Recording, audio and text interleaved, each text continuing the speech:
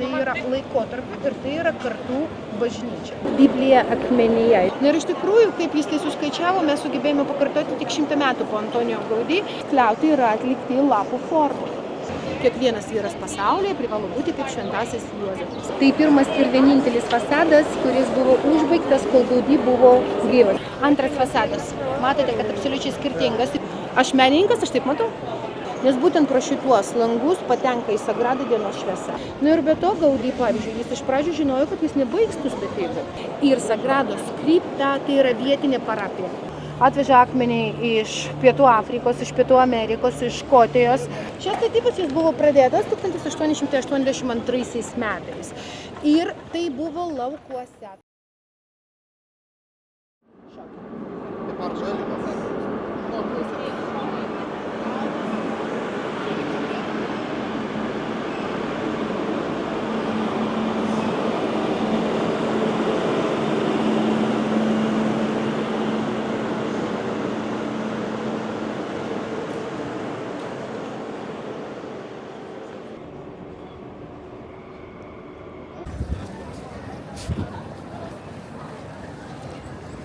Visi čia tikėjo, kad bus baigtos tos statybos iki 26 metų. Nes 26-aisiais suės 100 metų nuo Antonijo Gaudí mirties dienos. Su pandemija nebuvo turistų, nebuvo pinigų, nebuvo darbų. Ir tapo aišku, kad nespėjame. Na ir praeitą savaitę kaip tik buvo paskelbta kažkur tai 10 metų dar. Nes ten viso fasado dar nėra. Šios statybos jis buvo pradėtas 1882 metais. Ir tai buvo laukuose, tai buvo už Barselonos ribų. Iki Barselonos miesto buvo šiek tiek daugiau negu 2 kilometrai. Ir bendrai idėja šių statybų priklauso Šventojo Juozapo asociacijai. Vėlgi tas pats 19 amžius, pramoninė revoliucija. Žmonės išeina dirbti į fabrikus, dirbo fabrikuose, nėra jokių ribų, kiek ten valandų jie dirbo, nes šeimos buvo didelis. Ką aš turiu omeny didelės šeimos? Nu, pavyzdžiui, aš turiu pažįstamą, jam 67 metai, jis jauniausias tarp brolių ir seserų, jų 28 šeimų. O tai reiškia, įsivaizduokite tą vyrą, moteris tai skalbinių pastoviai daug turėjo, ar ne, valgyti, gaminti ir vaikus gimdyti, o vyrui reikėjo pinigų atnešti. Reiškia, va tai buvo tradicinė situacija 19 amžiuje ir staigiai bažnyčiai niekas nebeateina. Neturi nei jėgų, nei pinigų, nei noro, nei sveikatos.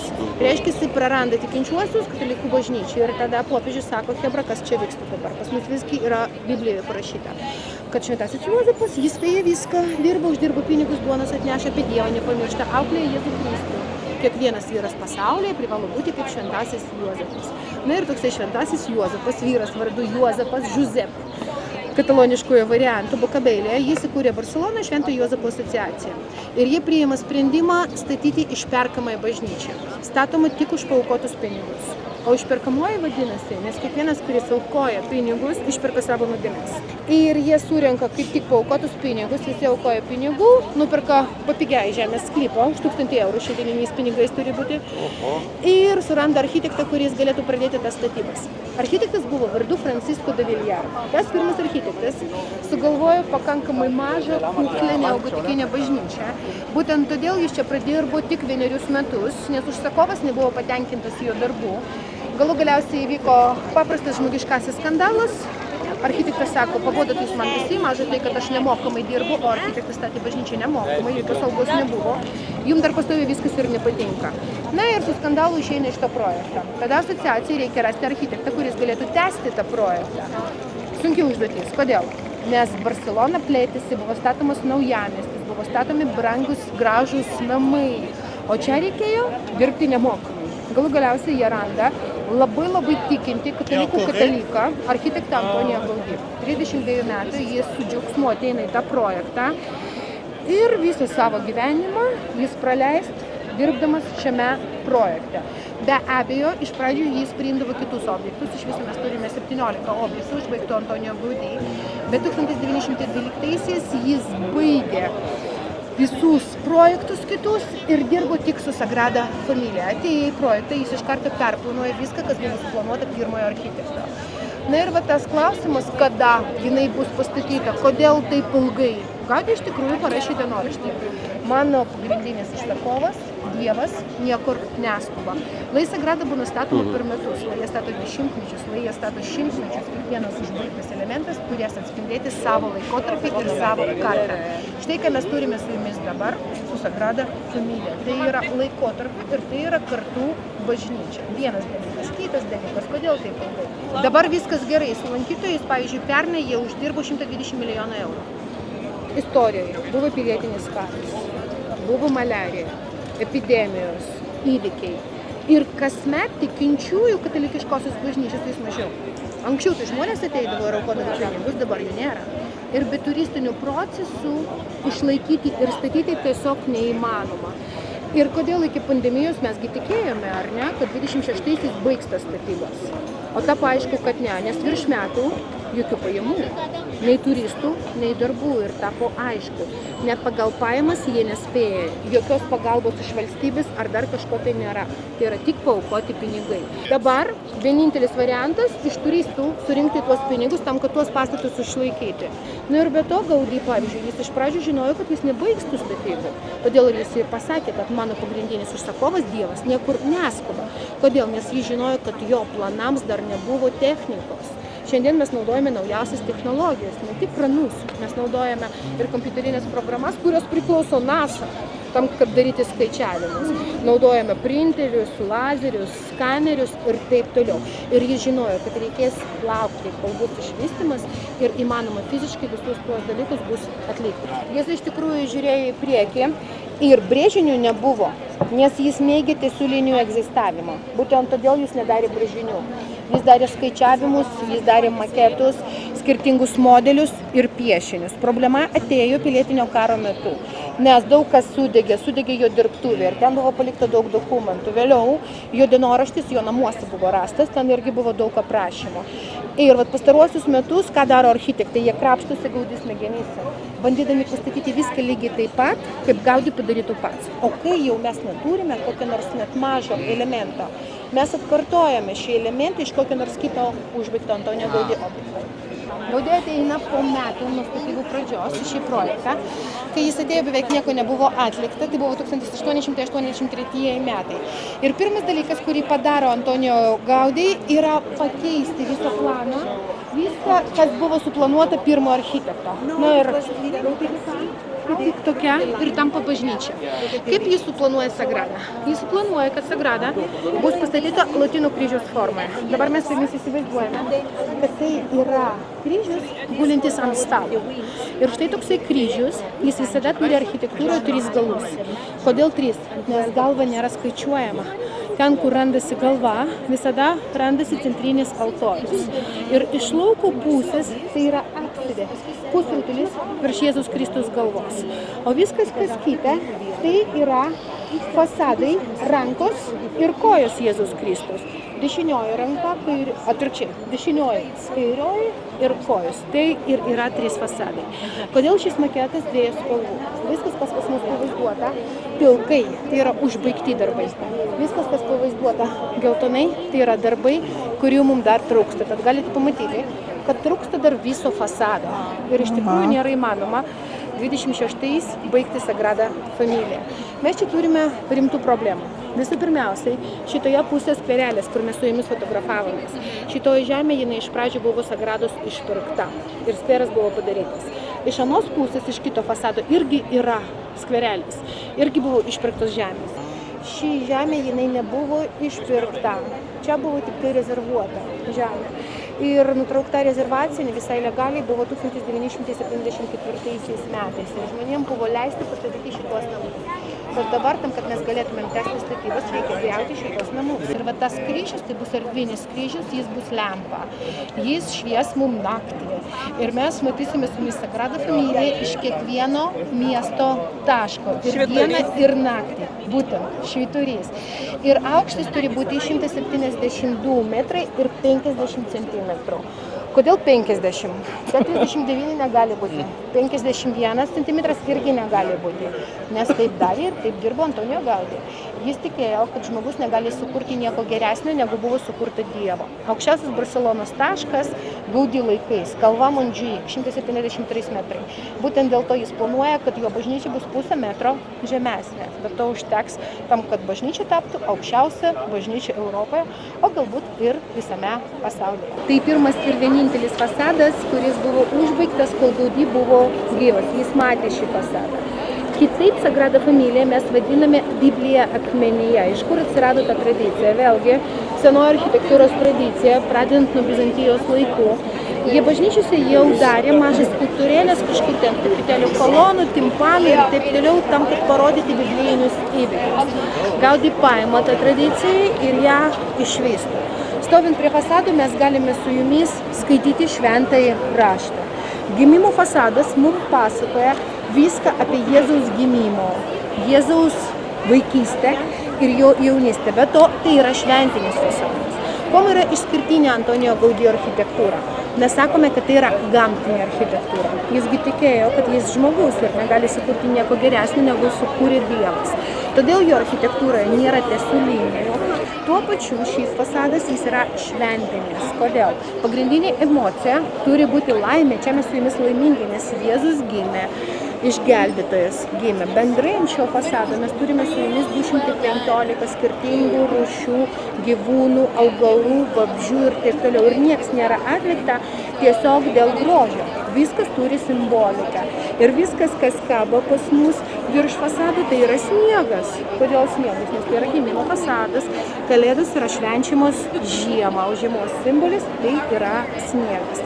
Toliau centre didelis žalias medis. Dažniausiai žmonėms primena eglutę. Lai būna eglutė, bet iš tikrųjų tai yra kiparisas.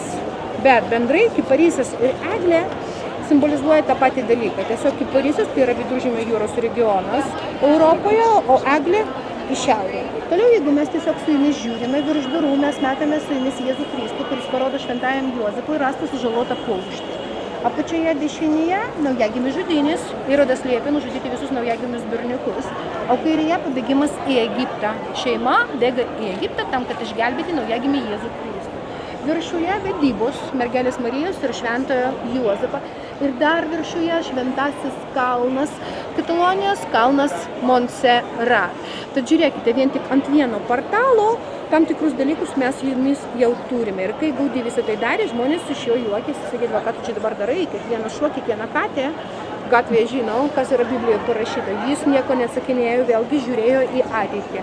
Turbūt žinojo, kad ateis 21 amžius ir šiuolaikinis jaunimas jokio supratimo neturi, kas toje Biblijoje yra parašyta. Ir gauname mes su jumis nuo Sagrados edukacinę funkciją. Taigi ten mes turime su jumis plaktukus, atsuktuvus ir taip toliau, iš kur jie atsirado. Na, su laiku iš tikrųjų tam tikri elementai jie buvo sužaloti.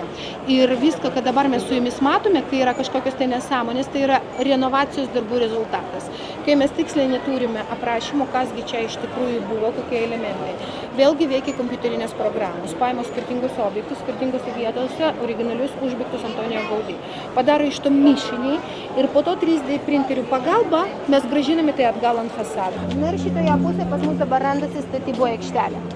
Iš tikrųjų, kalkakmenys kaip statybinė medžiaga gali būti labai skirtingos. Gaudi ėmė kalkakmenys vietinius iš Mondžiuik kalvos ir iš Montserrat. Ten irgi buvo skaldykla, irgi buvo uždarytos prieš olimpinės žaidynės. Na ir toliau tam, kad tęsti statybas, akmuo yra atgabenimas iš viso pasaulio.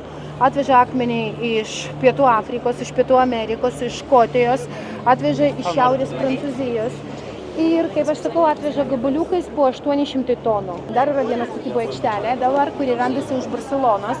Ir ten visų pirmiausia tikrina akmens rezistenciją. Jeigu akmuo yra pakankamai geras, rankiniu būdu, iš to akmens yra gaminamos Lego detalės. Lego konstruktorių visi žinote. Na tai dabar mes statome kaip Lego konstruktorių Sagrada Familija.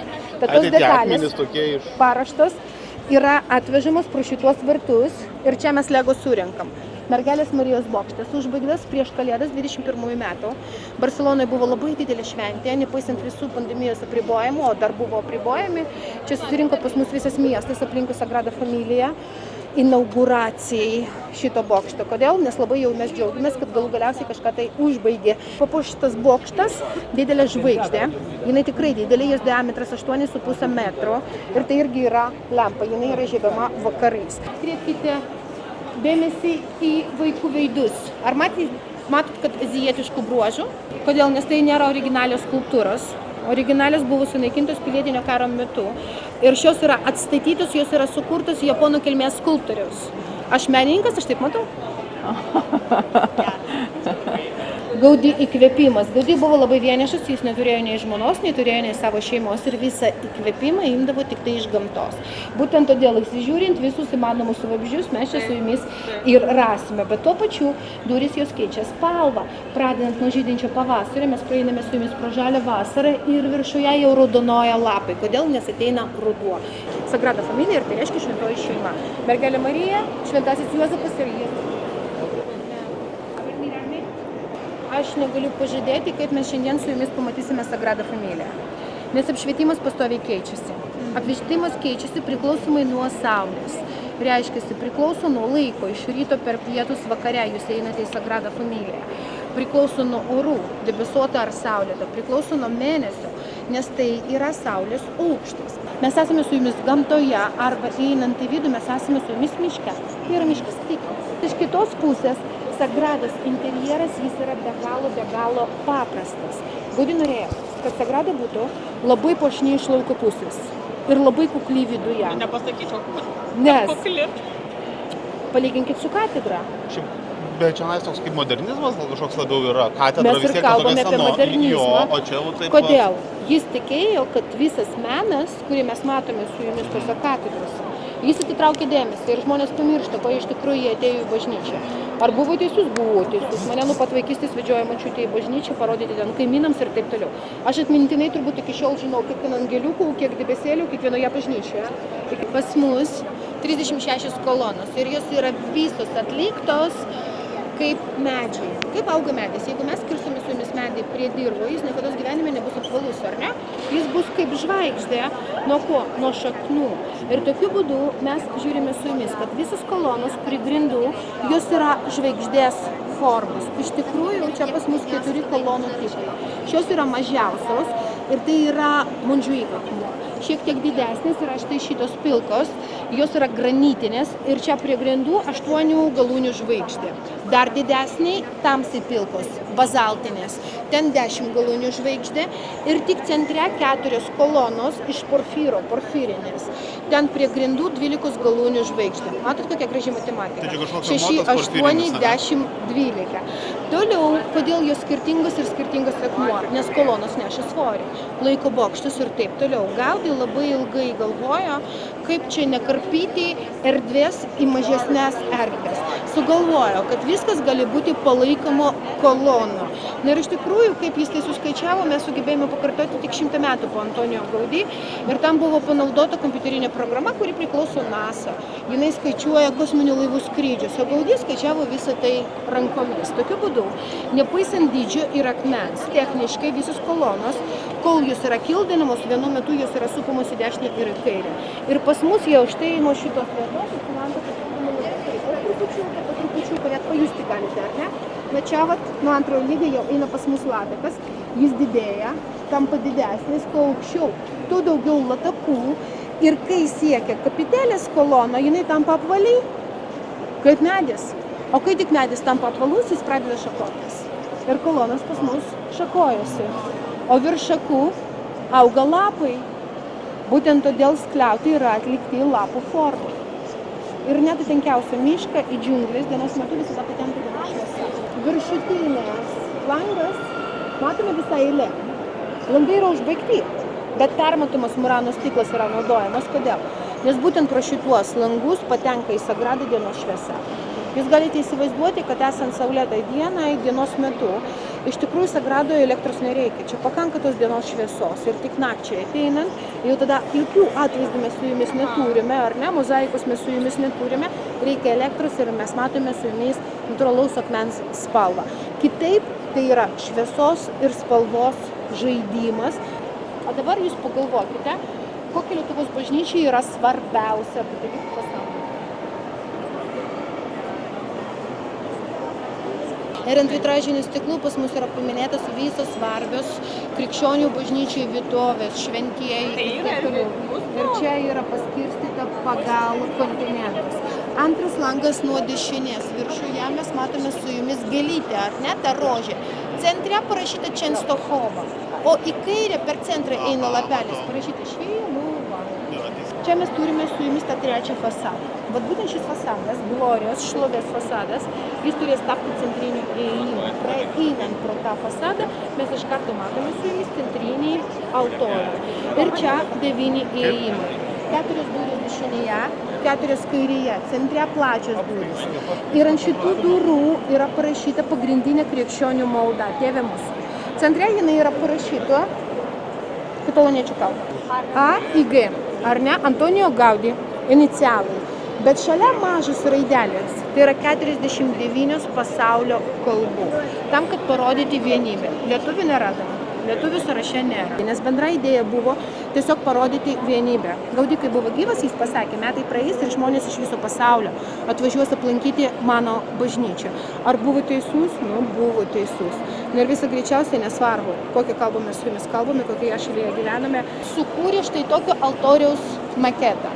Žiūrėkite, kokios paprastos medžiagos. Mesgi neturime čia su jumis nei aukso, nei papuošimų, rožyčių, angeliukų, paveikslų ir taip toliau. Čia pas mus stiklas, čia pas mus akmuo, medis, metalas, viskas. Baldakinas yra papuoštas kviečių grūdų ir vynuogių. Eukaristijos simbolis. Jėzaus Kristaus kūnas ir Jėzaus Kristaus kraujas. Ir žemiau mes matome su jumis 50 lempų. O tai yra šventoji dvasia. Yra pas mus tokia šventė, kuri vadinasi sekminės. Kas per šventė, kas švenčia? Šventosios dvasios atėjimas į žemę. Labai gerai. Šventosios dvasios nusileidimas į žemę. Ir kodėl vadinasi sekminės? Labai gerai. Jūs kunigų nebuvot niekada? Esu. Ir čia pat po altoriumu randasi kripta.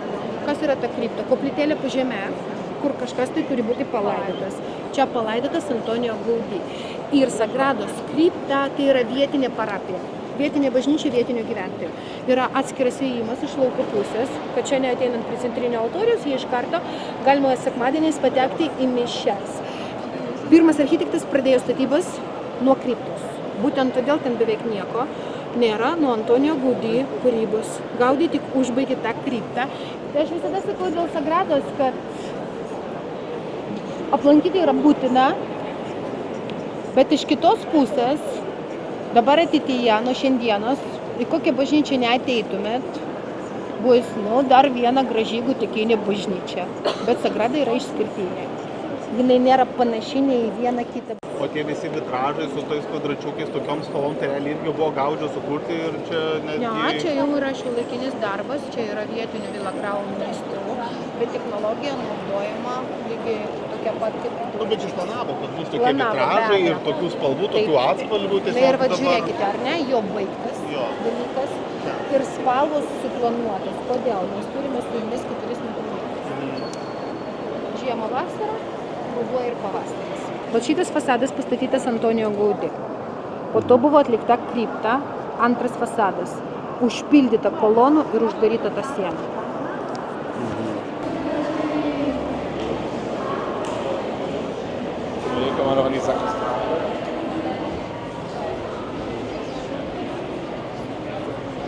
Antras fasadas. Matote, kad absoliučiai skirtingas, į pirmą nepanašus. Kodėl? Nes skirtingos emocijos visų pirmiausiai. Ten buvo šventė, ar ne? Ten Jėzus gimė. O čia pas mus mirtis, tai yra kančių mirties fasadas, kuris mums pasakoja Jėzus Kristaus istoriją kelio iki Golgofos, iki nukryžiavimo ir prisikėlimo. Ir būtent todėl šis fasadas jis yra laikomas ant 6 kolonų. Kolonos jis yra atliktos šiuo atveju kaulų formoje. Mirties simbolis. Su skulptorium, kuris atliko tas skulptūrinės kompozicijas, tapo kataloniečių skulptorius Giuseppe Maria Subiraks. Subiraksas išrinktas, nes jis geriausiai atspindi visą kartą. Aš minėjau, tai yra kartų bažnyčia. Ten buvo 19 amžiaus karta, o čia pas mus 20 amžiaus karta. Ir ar jūs žinote, koks meno stilius charakterizuoja visą 20 amžiaus kartą? Kubizmas. Kodėl? Nes iki kubizmo išrasto Pablo Picasso visi menininkai, jie mokėsi tapyti taip, lyg tai būtų nuotrauko, fotografija. Ir buvo daug metų visų menininkų mokslai. Jie mokėsi tapyti taip, lyg tai būtų nuotrauka. O 20-ame amžiuje mes gauname su jumis fotoaparatus. Ir mums nereikia nuotraukų, menuose reikia kažko tai naujo. Ir štai ateina Pablo Picasso į sceną ir sako, mes galime su jumis laužyti visas taisyklės, kai žinome labai gerai tas taisyklės. Ir išranda kubizmą. Tai ir yra visa karta 20-ojo amžiaus. Be to su Biraksais jis irgi apsigyveno kaip Antonijo Gaudí Sagrada Familija, kur dirbo su šituo fasadu. Ir tam, kad mes su jumis čia perskaitytumėm Bibliją, mums reikia parašyti kylančioje S raidę. Iš apačios į viršų. Viskas prasideda apačioje kairėje, kur jūs matote paskutinė vakarienė, o viskas baigėsi dešinėje viršuje. Ir va tokiu būdu nuo paskutiniosios vakarienės iki laidotuvių mes rašome su jumis kylančią S raidę. Kodėl? Nes tai yra labirintas, tai yra Jėzaus Kristaus kelias į Golgofą. Po paskutiniosios vakarienės kareiviai pasiruošė suimti Jėzų Kristų ir toliau Judos išdavystė. Juda bučiuoja Jėzų Kristų ir tokiu būdu parodo, kasgi yra Jėzus Kristus. Ir ten pat magiškasis kvadratas. Kame magija? Matematikoje. Paimam 4 skaičius. Vertikaliai, horizontaliai, įstrižai. Pliusuojame. Visada gausime 33. Kodėl? Jėzaus metai, kai jis buvo nukryžiuotas. Dešinėje gaidys, nes jau atėjo rytas. Ir čia pat apaštalas Petras, kuris pergyvena, kad nesugebėjo išgelbėti Jėzaus Kristų. O štai dešinėje, jau su vainiku suimtas Jėzus Kristus yra atvestas pas Poncijų Pilatą. Ir ten parodytas Poncijus Pilatas nusiplaunantis rankas. O tas posakis, aš nusiplaunu rankas, egzistuoja visose kalbose, nes tuo gestu jis parodė, kad jis nenori spręsti Jėzus Kristaus likimo. Toliau per centrą Jėzus neša savo kryžių ir viršuje antrasis kritimas, kai pribėgo moteris ir savo rūbais išvalė iš jo veidą prakaitą ir kraujo. Veronika be veido, jinai yra visada rodoma be veido, nes laiko Jėzus Kristaus portretą rankose. Kairėje kariai pakartoti su Birakso iš Gaudí namo stogo Lepedreroje. Štai tokius kamienus atliko Antonijo Gaudí. Ir čia pat evangelistas, kuris mums pasakoja istoriją. Evangelistui yra parodytas Antonijo Gaudí. Centre nukryžiuotas Jėzus Kristus, miršta ant Golgofos. Mėnulis kaba, nes jau atėjo naktis. O po kryžiumi guli kaukolė. Kodėl? Nes kalnas, ant kurio Jėzus buvo nukryžiuotas, vadinasi Golgofa. O Golgofa tai reiškia kaukolė. Toliau viršuje pas mus frontalinė galerija, virš jos parašyta Jėzus Nazarenus Rex Judaorum, Jėzus iš Nazareto žydų karalius, užbaigta galutinai frontalinė galerija 2016 metais. Štai kodėl jinai šviesesnės spalvos ir centre šlovės kryžius. Štai šis pastatas tai yra mokykla. Jinai buvo pastatyta už Gaudí pinigus ir mokykla buvo skirta darbininkų vaikams, statybininkų vaikams ir kaimynų vaikams. Ir mokykla iš tikrųjų buvo Antonijo Gaudí dirbtuvė. Originalioji mokykla sudegė pilietinio karo metu, kartu su dirbtuvė. Mokykla yra atstatyta. Štai taip atrodė Sagrada daugmaž Gaudí mirties dieną. Jūs klausote, 20-ųjų. 1920 metai. Gaudí žuvo 26-aisiais. Na ir tai yra gimimo fasadas. Mes nusiėjome į vidų pro šitas duris ir čia sustojame. Kaip matote, originalioji mokykla, jinai irgi buvo daug giliau. Jinai buvo atstatyta, po to atstumta, tam, kad užbaigti antrąjį fasadą Sagradą. Čia kitaip atrodo. Kuri veda į apsidą ir kriptą. Viskas. Gaudí mirties diena skirtumas buvo vienas vienintelis, o šis bokštas buvo užbaigtas iki galo. Bartolomėjus. Kad galite įsivaizduoti.